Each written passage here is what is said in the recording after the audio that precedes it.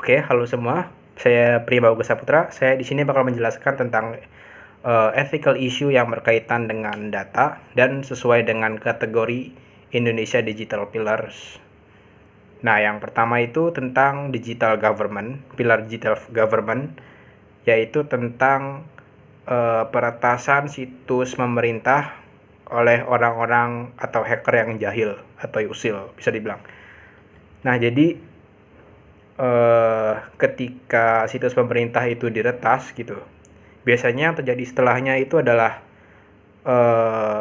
data-data yang ada di situs itu, misalnya data-data pribadi, itu bakal disebarluaskan di internet.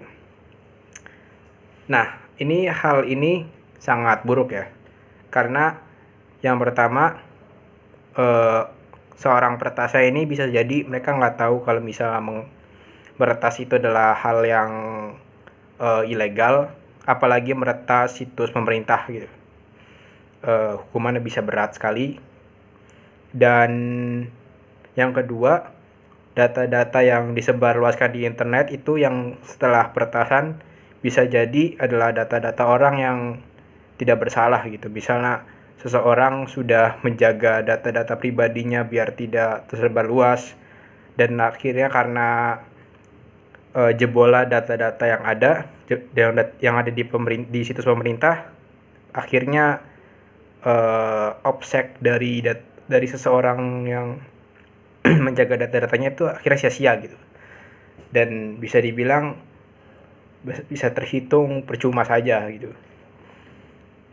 Terus ada masalah yang lain yaitu di kategori digital citizen, yaitu perusahaan mencoba untuk memanipulasi konsumennya untuk menguras data-data yang penting dari konsumennya buat dipakai untuk keperluan mereka gitu.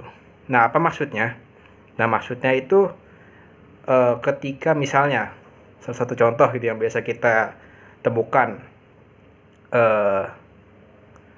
jadi setiap kita pakai aplikasi gitu, misalnya aplikasi Gojek atau Grab itu misalnya, itu biasanya kita ketika mendaftar kita harus setuju dengan syarat dan ketentuan. Nah, syarat dan ketentuan itu perlu disetujui. Nah, apa yang perusahaan ini lakukan biasanya mereka membuat syarat dan mereka tidak menampilkan syarat dan ketentuannya, yang dimana isinya bisa dibilang panjang sekali dan gak mungkin buat seseorang biasa buat baca dan mengerti secara langsung di tempat itu. Dan mereka coba kasih tahu, klik di sini biar bisa klik setuju menggunakan aplikasi ini, yang dimana otomatis mereka harus setuju dengan syarat dan ketentuan dari aplikasi tersebut. Nah, mungkin terlihat sepele gitu, tapi dampaknya adalah nanti ketika seseorang gitu ingin menuntut ke perusahaan yang mengambil data mereka gitu, misalnya data yang diambil oleh perusahaan tuh jebol. Nah, si konsumen ternyata baru tahu kalau misalnya data-data yang yang tersebar luas itu merupakan data-data yang penting, dan akhirnya seorang konsumen tersebut menuntut di pengadilan. Tapi ternyata konsumen tersebut tidak bisa karena mereka sudah setuju dengan syarat dan ketentuan, yang dimana secara otomatis mereka setuju gitu. Mereka bersedia data-data yang tadinya terjebol itu diambil gitu. Nah, data-data yang diambil ini bisa digunakan semena-mena gitu oleh perusahaan, misalnya mereka memanipulasi selanjutnya gitu, bagaimana